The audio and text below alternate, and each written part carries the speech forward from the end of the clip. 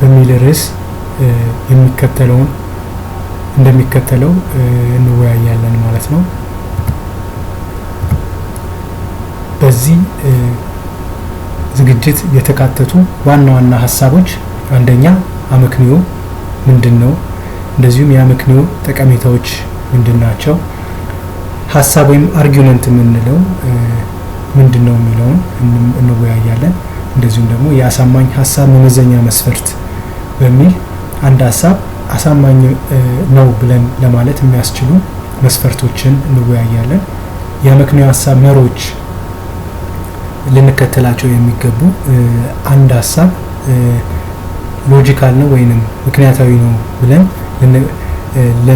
ለመገምገም ወይንም ለመመዘን መከተል ያለብን ወይም መመዘን ያለብን መስፈርቶችን የአመክንዮ ሀሳብ መሮች በሚል ርዕስን እንመለከታለን ማለት ነው። አመክንዮ ስንል አመክንዮ የምክንያታዊነት ሳይንስ ነው። እንደ ማንኛውም ሳይንስ አመክንዮ ወይንም ሎጂክ ሳይንስ ነው። ይህ ሳይንስ ደግሞ የራሱ የሆኑ መሪዎች፣ የራሱ የሆኑ ህግጋቶች አሉት። አንድ ሀሳብን ምክንያታዊ ሊያደርጉ የሚችሉ መመዘኛዎችን ሲያሟላ ያ ሀሳብ ምክንያታዊ ነው ብለን ማለት እንችላለን ማለት ነው። ስለዚህ አመክንዮ ወይም ሎጂክ አንዱ የፍልስፍና ሳይንስ አንዱ የትምህርት አይነት ሲሆን ይህም እውቀትን የምናዳብርበት አንድን ነገር አውቀነዋል ወይም ልክ ነው ልክ አይደለም ብለን የምንመዝንበት የትምህርት ዘርፍ ወይንም ሳይንስ ነው ማለት ነው። የአመክንዮ ዋና ዓላማ የሚያሳምንና በምክንያታዊነት ላይ የተመሰረተ ሀሳብን ለማዋቀር የሚረዳ የአስተሳሰብ ዘይቤ ነው። ስለዚህ ዋናው የአመክንዮ ወይንም የምክንያታዊነት ወይም የሎጂክ ዋናው ዓላማ ምንድነው? በወጉ የተዋቀሩ ሀሳቦችን አሳማኝ የሆኑ ሀሳቦችን ለማዋቀር ወይንም ለመግለጽ ወይም እንደዚሁም ደግሞ ለመመዘን ሀሳቡ ምክንያታዊ ነው አይደለም ብለን ለመመዝንበትን መስፈርት የሚሰጠን የትምህርት አይነት ነው ወይንም ደግሞ የአስተሳሰብ ዘይቤ ነው ልንለው እንችላለን።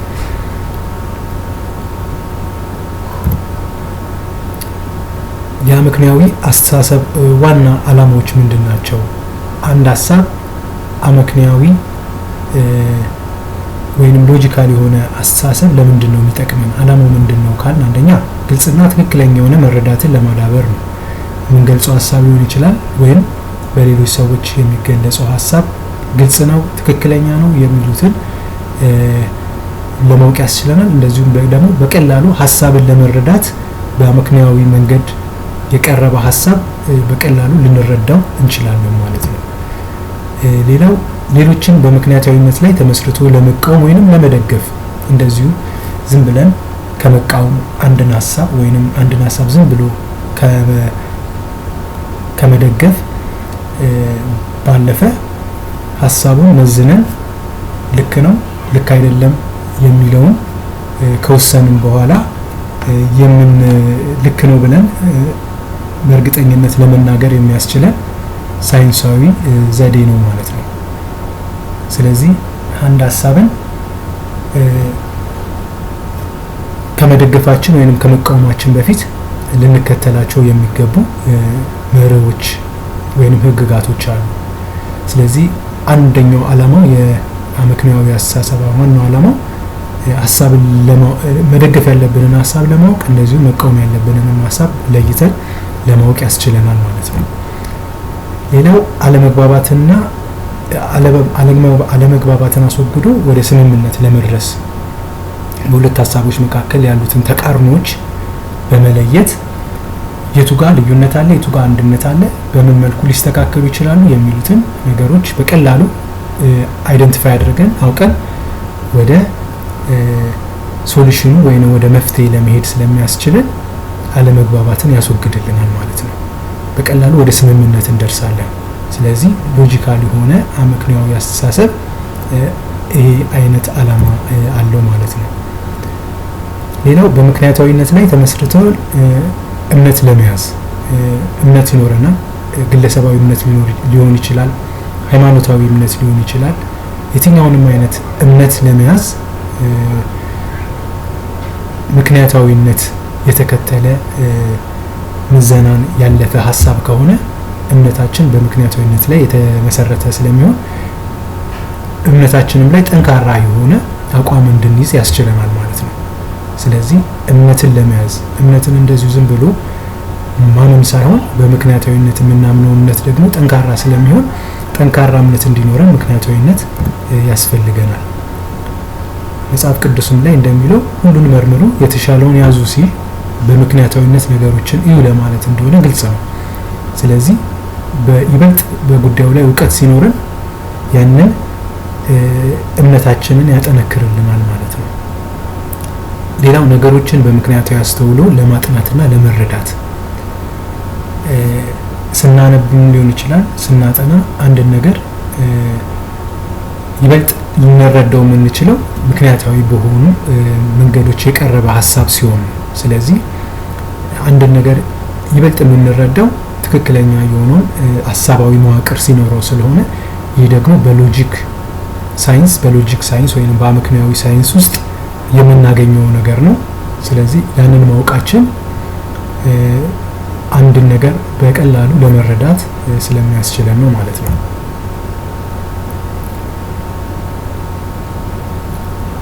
የአመክንዮ ጠቀሜታዎች ምንድን ናቸው? አንድ ሀሳብ አመክንያዊ መሆኑ ለምንድን ነው የሚጠቅመው ካል አንደኛ ምክንያታዊ የሆነ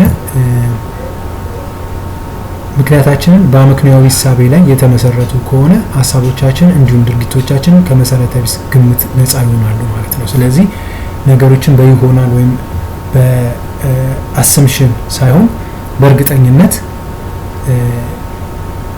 ለመናገር ወይም በእርግጠኝነት አንድን ሀሳብ ለመግለጽ ምክንያታዊ ለመሆን ያስችለናል ማለት ነው።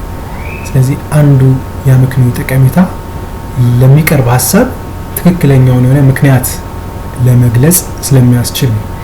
አንድ ነገር የሆነው የሆነ ነገር ስለሆነ ነው። ስለዚህ ምንጊዜም የመጨረሻው ድምዳሜ የተደረሰበት የራሱ የሆነ መንገድ ይኖራል። ያ መንገድ ነው ምክንያታዊነት የምንለው። ስለዚህ ምክንያታዊ የሆነ ሀሳብ እንድናዳብርና ከመሰረተ ቢስ ግምቶች ነፃ እንድንሆን ያስችለናል። ይህም ሲባል የክርክራችንን ተቀባይነት ይጨምራል ማለት ነው። አንድን ሀሳብ ስናቀርብ በክርክር ወቅት ሊሆን ይችላል፣ በውይይት ወቅት ሊሆን ይችላል። የሀሳብ ተቀባይነት ሊያገኝ የሚችለው በምክንያታዊነት ሀሳብ ላይ ሲመሰረት ነው። ሌላው የሌሎችን ሀሳብ አዎንታዊ በሆነ አመክንያዊ አስተሳሰብ የመመዘኛ መስፈርቶችን ለማዋቀር ያስችላሉ።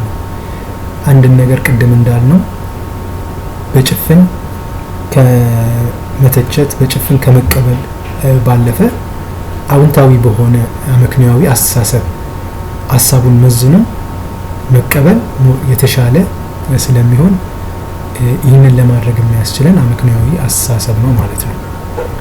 ሌላው አመክንያዊ ሀሳባውያን እንድንሆን ያስችሉናል። አመክንዮ ወይንም ሎጂክን በተረዳን ቁጥር አስተሳሰባችንም በዛው ስለሚቃኝ አመክንያዊ ሀሳባውያን እንድንሆን ወይንም ሎጂካል ቲንከርስ እንድንሆን ያስችለናል። ይህም አንዱ የአመክንዮ ጠቀሜታ ነው ማለት ነው። ሌላው የአመክንዮ ጠቀሜታ ከመሰረተ ቢስ እሳቤዎች ነፃ እንድንሆን ያስችለናል። ትክክለኛ እንዲሁም ግልጽ የሆነ ሀሳብ እንዲኖረን ያስችለናል። ትክክለኛ እንዲሁም ግልጽ የሆነ አስተሳሰብ እንድናዳብር ይረዳናል። ምክንያቱም በአመክንዮ ላይ ተመስርተን የምንገልጸው ወይም ደግሞ የምንቀበለው እምነት ምንጊዜም ትክክለኛነቱ የተረጋገጠ ነው የሚሆነው ማለት ነው። ስለዚህ እንደዚህ አይነት ሀሳቦችን እንድናዳብር ያስችለናል። ስህተት ከሆነና በንግግርና እንዲሁም በጽሁፍ ከሚቀርብ የሀሳብ ውቅር በቀላሉ መለየት ያስችለናል። እኛ ከምናቀርበው ሀሳብ ባለፈ ደግሞ ሰዎች የሚያቀርቡትንም ሀሳብ ለመተቸትም ሆነ ለመመዘን የሚያስችል እውቀት የሚሰጠን ትምህርትም ሳይንስም ስለሆነ ከዛም አንፃር ያለው ጠቀሜታ እጅግ ጉልህ ነው ማለት ነው። የተሻለ ውሳኔዎች እንድንወስን ያስችለናል። ያው በህይወት የተሻለ ውሳኔን እንድንወስን ያስችለናል። ያው በእለት ተዕለት ኑሯችን የተለያዩ ውሳኔዎችን እንጋፈጣለን። የተለያዩ መወሰን የሚኖርብን ሁኔታ ውስጥ እንገኛለን። ስለዚህ በዚያን ወቅት ትክክለኛውን ውሳኔ ለመወሰን ምክንያታዊ አስተሳሰብ ያለው ሚና እጅግ ከፍተኛ ነው ማለት ነው።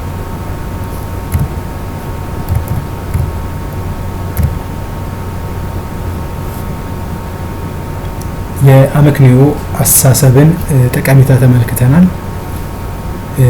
ሀሳብ ወይንም ደግሞ አርጊውመንት የምንለው ነገር ምንድን ነው? በሎጂካል ወይንም በምክንያታዊነት የሚመዝነው ምንጊዜም ሀሳብ ይኖራል። የሀሳብን ነው እንግዲህ አርጊውመንት ወይንም ሀሳብ የምንለው። አንድ ሰው የሚያቀርበው ሀሳብ፣ አንድ ሰው የሚያቀርበው እምነት፣ እንደ እምነት ይዞ የሚያቀርበው ማንኛውም ሀሳብን አርጊውመንት እንለዋለን። ወይም ልክ ነው ወይም ደግሞ ስህተት ነው ብሎ በእርግጠኝነት የሚናገረው ወይም የሚያቀርበው በጽሁፍ ሊሆን ይችላል፣ በንግግር ውስጥ የምናገኛቸው ሀሳቦች አርጊውመንት እንላቸዋለን።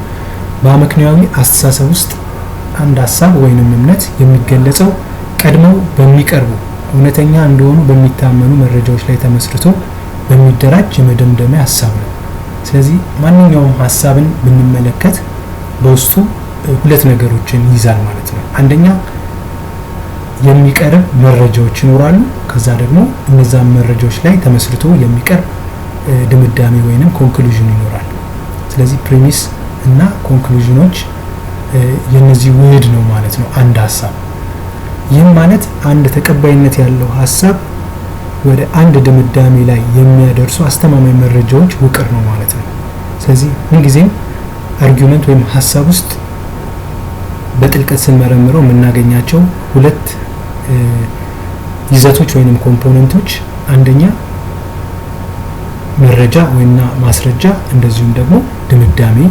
እነዛ መረጃ ላይ ተመስርቶ የሚቀርብ ድምዳሜ ወይንም እምነት ኮንክሉዥን ነው ማለት ነው። ሁለት አይነት የሀሳብ አቀራረብ ዘዴዎች አሉ። አንደኛው ሀሳብ ኢንዳክቲቭ እንለዋለን። ኢንዳክቲቭ የምንለው ምናልባት ሊሆን አይችልም፣ ሊሆን ይችላል ወዘተ በሚሉ ቃላት የሚገነባ የመደምደሚያ ሀሳብ ነው። ከንዑስ ሀሳብ በመነሳት ለአጠቃላዩ ድምዳሜ ይሰጣል። የሚነሳው ከንዑስ ሀሳብ ይሆንና ከዛ ደግሞ ሌሎቹን ያጠቃልላል ማለት ነው። በድምዳሜው ሌሎቹም ተመሳሳይ የሆነ ባህሪ እንዳላቸው ይደመድማል። ለምሳሌ የሚያጠኑ ተማሪዎች ፈተናዎችን በብቃት ይወጣሉ። ስለዚህ ቃል የማጥናት ልምድ አላት፣ ቃል ፈተናዋን በብቃት ልታልፍ ትችላለች ማለት ነው። ስለዚህ የሚያጠኑ ተማሪዎች ፈተናዎችን ያልፋሉ። ስለዚህ ቃል ደግሞ ትምህርቷን የማጥናት ልምድ አላት። ስለዚህ ቃል ፈተናዋን በብቃት ልታልፍ እንደምትችል መገመት እንችላለን ማለት ነው። ስለዚህ ሞስት ፕሮባብሊ ፈተናዋን በብቃት ልትወጣው እንደምትችል መናገር እንችላለን ማለት ነው። ይሄ ከአጠቃላዩ ወደ ንዑስ እንደሄደ እዚህ ጋር መገንዘብ እንችላለን።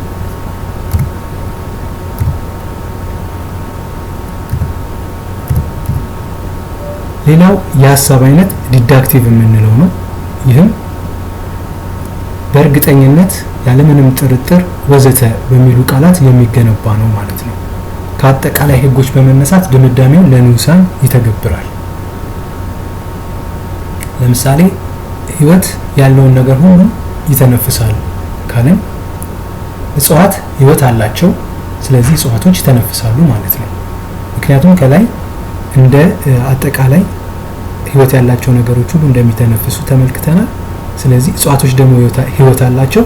ስለዚህ ስለ እጽዋቶች በእርግጠኝነት መናገር የምንችለው እንደሚተነፍሱ ነው ማለት ነው። ስለዚህ ይሄ ከአጠቃላዩ ወደ ንዑሱ በዚህ መልኩ የሚሰጥ ድምዳሜ ዲዳክቲቭ እንለዋለን ማለት ነው። ስለዚህ ይሄ ከአጠቃላዩ ወደ ንዑሳኑ የሚሄድ ሀሳብን የማጠቃለል ወይም የመደምደም ሂደት ነው ማለት ነው።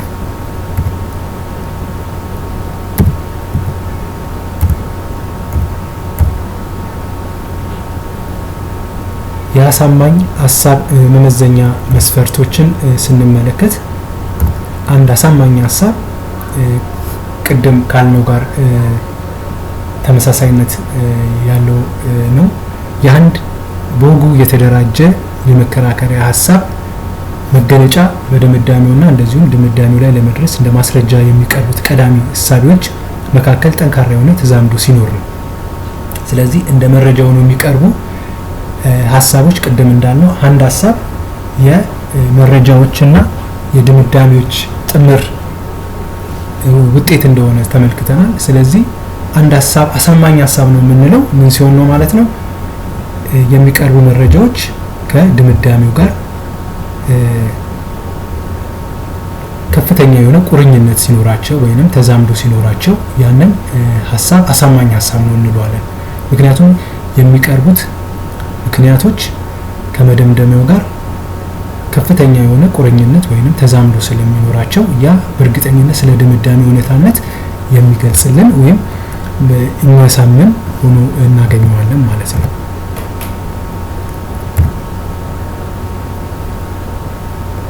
ለምሳሌ እንደ ምሳሌ ብንመለከት በኤሌክትሮኒክ ቁሶች አማካኝነት የተለያዩ ማስታወቂያዎች፣ ዜናዎችና መልእክቶች በየጊዜው ይሰራጫሉ። ይሄ እንደ አንድ ፕሪሚሲስ ወይንም እንደ መረጃ ልንመለከተው እንችላለን። በዚህ ምክንያት በዲጂታል ቁሶች አማካኝነት በትኩረት ለማንበብ አዳጋች ነው። ይሄ ድምዳሜው ነው። ስለዚህ በዲጂታል ቁሶች አማካኝነት የሚደረግ ንባብ ተግዳሮት ይገጥመዋል ማለት ነው። ይህም የሚሆንበት ምክንያት ምንድነው? አብዛኛውን ጊዜ ማስታወቂያዎች፣ ዜናዎችና እንደዚሁ መልእክቶች በየጊዜው በእነዚህ ቁሶች አማካኝነት ስለሚሰራጩ ነው። ስለዚህ እዚህ ጋር ስንመለከት የቀረበው መረጃና እንደዚሁም ደግሞ ድምዳሜው ጋር ያለው ተዛምዶ ጠንካራ በመሆኑ ሀሳቡ አሳማኝ የሚሆንበት አሳማኝ ይሆናል ማለት ነው። አንድ አመክንያዊ ሀሳብ በጥሩ ሁኔታ የተዋቀረ ነው የምንለው መደምደሚያ ሀሳቡን እውነት ነው ብለን ለመቀበል የሚያስችሉ ጠንካራ ማስረጃዎች ማቅረብ ሲቻል ነው። ቅድም እንዳልነው ማለት ነው።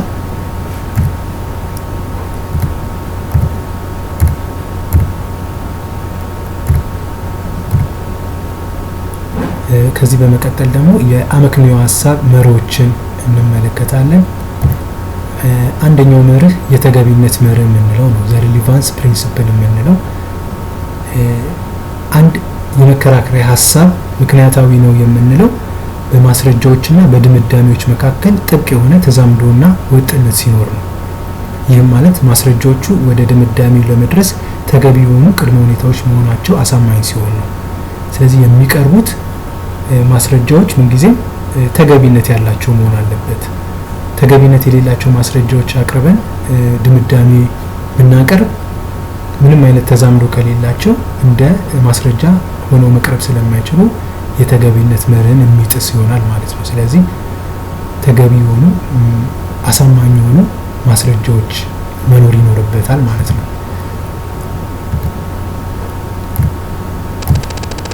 በሁለተኛነት ደግሞ እውነትን የመፈለግ መርህ መከተል ይኖርብናል። ይህም ትሩዝ ሲኪንግ ፕሪንሲፕል የምንለው ነው።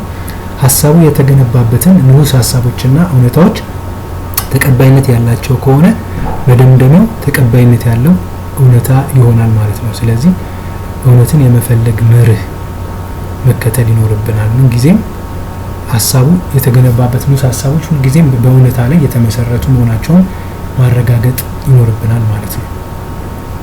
ስለዚህ ሐሰተኛ መረጃ ከቀረበ ድምዳሜውም ሐሰተኛ ነው የሚሆነው። ስለዚህ ሁልጊዜም እውነታ ላይ የተመሰረቱ ማስረጃዎች መቅረብ ይኖርበታል ማለት ነው።